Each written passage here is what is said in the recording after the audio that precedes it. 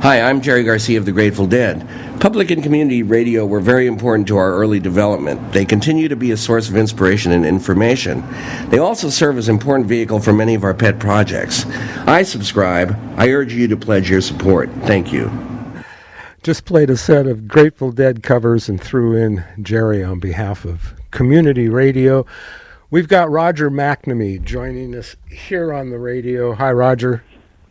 Hey, David, it's a great pleasure to be on K-Squid. Thank you. Especially following Jerry. Yeah, thank you for joining us. And I threw that in as a surprise for you because you're on the board of the Rex Foundation, which is the Grateful Dead's charity arm, if you will. And what I want to thank you on behalf of K-Squid. The Rex Foundation was one of our earliest contributors to our frequency expansion, which allows us now to broadcast to Monterey, Salinas, and Santa Cruz throughout the entire Monterey Bay.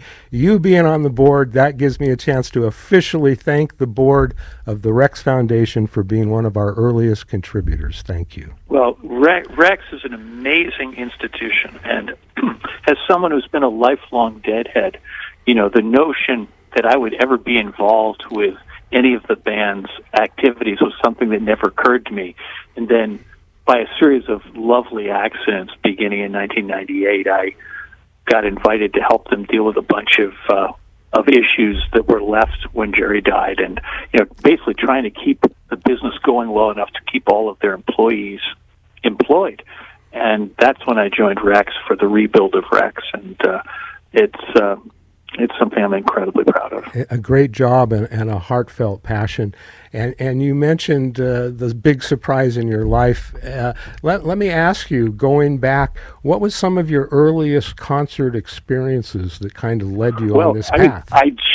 David, I just passed the 50th anniversary of my first Dead show.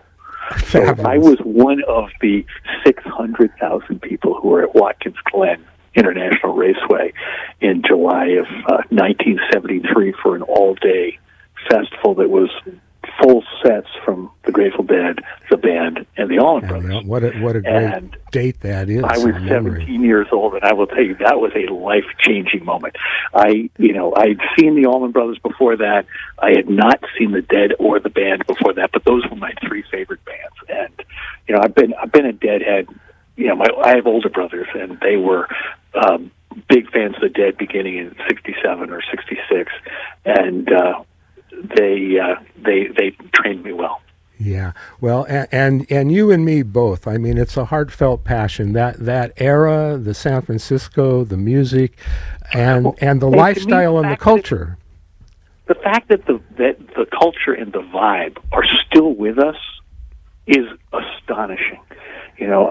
I was reluctant when Fare Thee Well was announced to go because I couldn't imagine that it would be able to reproduce the thing that I love so much about Dead shows. But what was incredible was that, if you're in the audience, it absolutely did.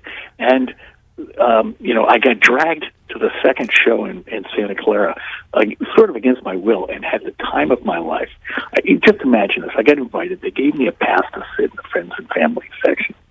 And I'm there with all the guys who basically are Jerry in the best Dead tribute band. So John Kadlicek and Barry Sless and Stu Allen and a whole bunch of the great bass players from Dead tribute bands. And we're all sitting there together and watching this thing. And it was so special. And, of course, Dead and Company and Phil and Friends, well, in the various incarnations of Phil and Friends, have just done an amazing job of essentially creating an umbrella under which hundreds of great Dead tribute bands play. Yeah. Whether it's J-Rad or Dark Star Orchestra or Cubensis or Jerry's Middle Finger. And the great thing is Moonalice is a band that plays psychedelic soul, but we all come from that thing. That's right. So in the days between every year, we basically masquerade as a Dead tribute band. Last week we played at the Oakland Coliseum for an A's game where we did, it was Jerry Day, and so we did an hour and 15 minutes of Grateful Dead, which we absolutely love doing. And we've recorded, so if people, use Spotify or Apple Music, you can find some of our Grateful Dead recordings in there. We have a new single that is Addicts My Life with the T Sisters singing the vocal and the most angelic We have a version of Uncle John's Band I'm incredibly proud of. We have a version of Bird Song, which we have not released yet, but which we play in all of our shows. And, that music, but especially that community. Yep. That's to me, that's what it's all about. And, the world didn't need us to be another Dead tribute band, but when we get the opportunity to do that, we love it. Yeah, because that's what it is. You've picked up and kept the spirit going, and graciously, there's a lot of bands keeping the spirit going, as you just mentioned. Well, that's right. But Moonalice is definitely one of those bands. I just want to get that in on your behalf. We chose to do it around the vibe, right? Yeah. It's this notion that we've given out a poster at every show we've played, which is now 1,350 posters in 15 years, and where we have a real sense of humor to what we do. And, we really have tried to build a community with our fans. And frankly, with the larger community in the San Francisco Bay Area, to try to make sure that the spirit that informed the music scene in San Francisco in the 60s is alive and well in 2023. And I'm delighted to report that it is. In fact, it's going to be at the Felton Music Hall on Saturday night, which is why we're coming down to your neighborhood. Well, what I want to say is say amen, somebody, for everything you just said. And I'm glad you even mentioned the posters. You're really keeping the spirit alive. I mean, that's what the Fillmores used to do back in the very beginning, making the posters and other ballrooms, not just the Fillmores, making posters, keeping artists and poster makers and the musicians and the crews that served those bands and the crews that got the concerts and the sound up and the light shows. So all of that, you keep it going. You bring it back. And if people are curious, one of the things that we do is we live stream almost all of our shows. And if you go to Moonalice.com, you can watch any of them. But this afternoon is special because at 4:20 p.m. this afternoon, we're going to broadcast a show that we have not had available in the past because we were making a live album out of it. And the album will be released on Friday, but you can watch that show, which is what the album is based on Moonalice.com this afternoon at 4:20, and it'll remain up afterwards, so you don't have to watch it live. But if you watch it live, there's chat and all this other stuff where you can engage with the other fans. And it's a show we're super proud of because it was from Hardly Strictly Bluegrass last year, and that's such a great event. It's such a classic San Francisco event in Golden Gate Park. Totally. And we just had. It was such a privilege to be able to play on that big stage for that really, really large audience. And the sound and the video just came out so well that we're putting it out as an album, and you can get a little version of what we're going to do on Saturday night at the Felton Music Hall. Right. So for those people listening, we're talking to Roger McNamee of the Moonalice Band, who will be at Felton Music Hall here in the Santa Cruz area on Saturday night. And we're talking about at 4:20 today, Thursday, going to be a premiere of a brand new album streaming at the Moonalice.org website. And Moonalice.com. I'm so sorry. I'm in this nonprofit world. Moonalice.com website will be streaming at 4:20 today. Releases tomorrow. The band will be here in the area Saturday. Sorry, I walked on you. What you were going to say there, Roger? What's up? Well, the thing I would just say to everybody, because of COVID, we've played one show last year at Felton Music Hall. Normally, we were down there 2-3 times a year. Yeah. And the key thing about the band, this is what I think makes it different and fun and part of the scene. Starting in 2019, Lester Chambers, who was the original lead singer of the Chambers Brothers, joined Moonalice with his son Dylan. And they brought with them the psychedelic soul sound that was pioneered by the Chambers Brothers. So Right. Time Has Come Today, People Get Ready, so many really classic songs, Let's Get Funky. And we also added the T Sisters, who are three sisters, identical twins, and their older sister, who sing tight harmony. And by putting those vocals on top of the jam band sound, we created a sound that you haven't had, which is, that combination of really strong instrumentals, but with amazing vocals. And so think Imagination. Now, it's Barry Slass, who plays with Bob Weir and the Wolf Brothers, as a lead guitar player, and he's the music director of the band. John Molo, who was in Bruce Hornsby and the Range, but then was in The Other Ones, and Phil and Friends, he's the drummer. Pete Sears, who was in Hot Tuna and Jefferson Starship, and played with Jerry back in the day. He plays bass. Our regular keyboard player is Jason Crosby, who, of course, played with Phil and Friends and Bobby Weir. Fabulous and Jason's out with Jackson Brown right now, so Danny Eisenberg will be playing with us, as he does sometimes when Jason is away. Got it. And it's a really fun scene. It's a positive attitude and a positive vibe, and we carry forward Lester's philosophy of life, which is love, peace, and happiness. Love, peace, and happiness. Really, our shows just embody those three things from beginning to end. I want to jump in and reinforce everything you said. I've followed your band, I've seen your band, I've listened to your band for many, many years. I think this new version of the band just keeps getting better and better and is really exciting. And a lot of people don't know the T Sisters, but that vocal harmony of those three sisters, it reminds me of the Pointer Sisters. Only bad analogy, but in a great trio vocal actually, with a psychedelic band. Yeah. I totally disagree. I mean, we do a Pointer Sisters song now because of that. Perfect. So Lester and the T's do Yes We Can, yes, which was a classic Pointer Sisters song. And the thing is, we do our own arrangement. We turn it into our kind of music. But, the ability to play that kind of stuff. And, we do You're All I Need to Get By, which is one of the classic Marvin Gaye, Tammy Terrell songs. And, the thing is, those are songs where you don't think of them as having, you don't expect guitar solos, right? And that's what we can bring to these things. We bring vocals that are, absolutely what you would hope to hear in a song like that. And then you get all kinds of surprises when the bands play.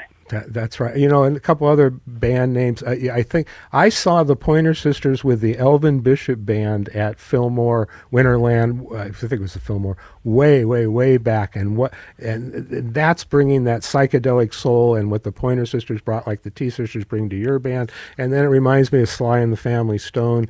And that's what you're bringing. Yeah, we can only dream of that kind of association. But that is such classic San Francisco music, right? I mean, the Chambers were from L.A., but they played as much in San Francisco as they did in L.A. I think of them as San Francisco band, sure. Yeah, exactly. And Sly was obviously, totally a San Francisco band, and the Tower of Power was a San Francisco band. So, and George Clinton, San Francisco, right? So, funk has a huge thing. And the Chambers Brothers, when they came along, that was pre-funk, right? So they were doing soul, and they went with the psychedelic thing. Right. And then they made the pivot, as Sly began to have real success. They made the pivot and added a lot of funk to their music, and we do that too. And let me just tell you, as a musician, it's so much fun to play that kind of music. Oh, I bet. And if you're in the audience, when the band is having fun, that's a really good time to be. You get up and get them dancing. I mean, that's the music to move your body to. You can't sit still. Well, and the thing is, we have played literally dozens of shows in Felton, and we have, the venues had multiple names in the years that we've played there, and we have always had just such a warm welcome there and played some of the best shows we've ever played in that room. And what we're doing on Saturday night, which is really fun, is we're going to do one set acoustic and then one long set electric. And we've been recording a lot of songs acoustic because it turns out that playing psychedelic music on acoustic instruments is just inherently a great thing. I mean, if you remember back to the Dead's tremendous recordings from that tour they did where they played at the Warfield and then at Radio City Music Hall in 1980. It started with acoustic set. Yes, right. And that absolutely inspired us. And, I say the principal difference is that we play the same thing on acoustic we play on electric. So there are long jams on acoustic instruments, which is a really fun thing to do. And, we've always really liked that. When you have strong vocals, the instrumental thing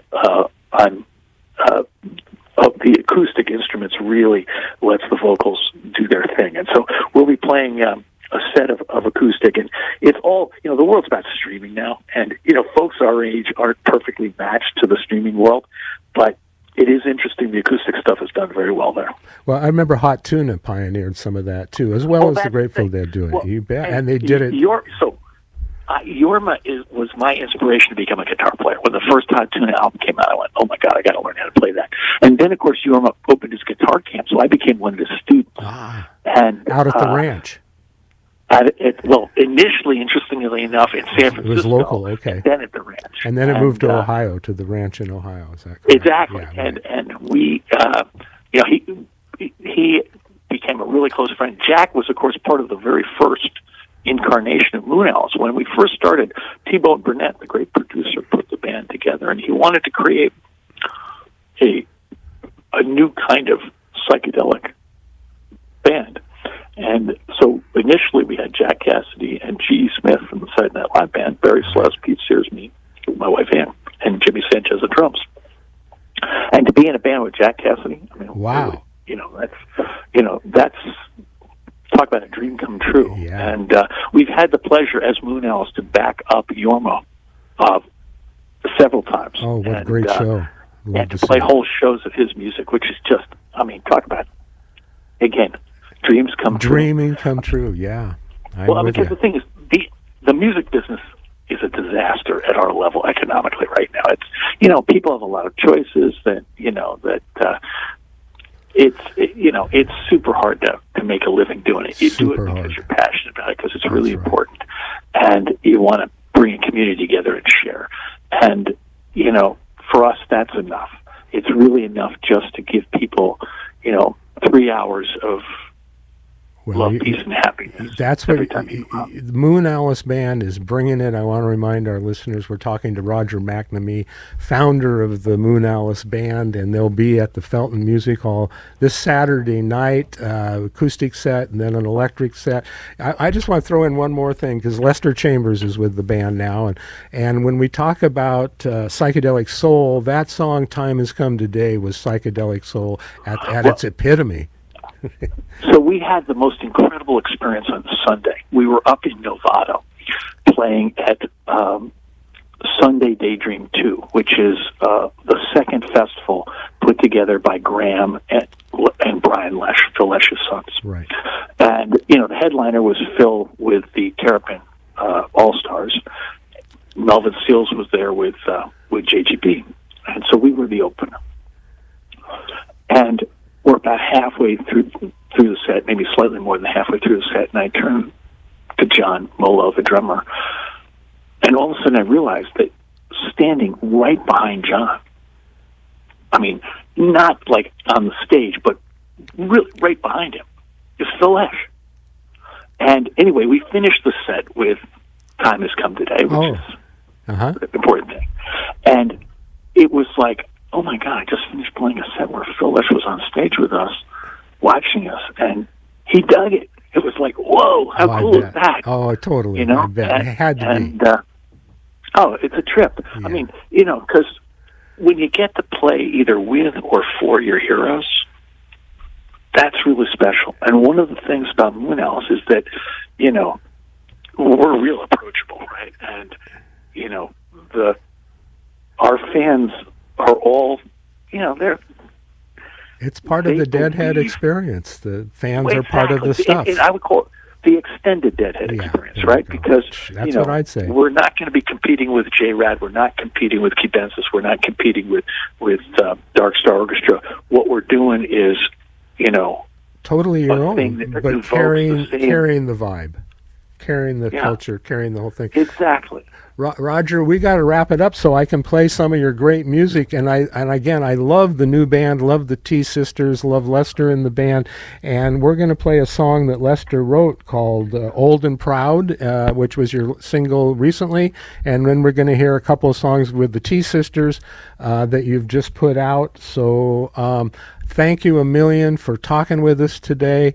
Appreciate, and again, that the Rex Foundation was there real early on in our life as a radio station. And again, telling everybody in the audience, Moonalice is going to be at the Felton Music Hall this Saturday night. Don't miss it. We're going to listen to the new Moonalice tracks right now. Thanks, Roger.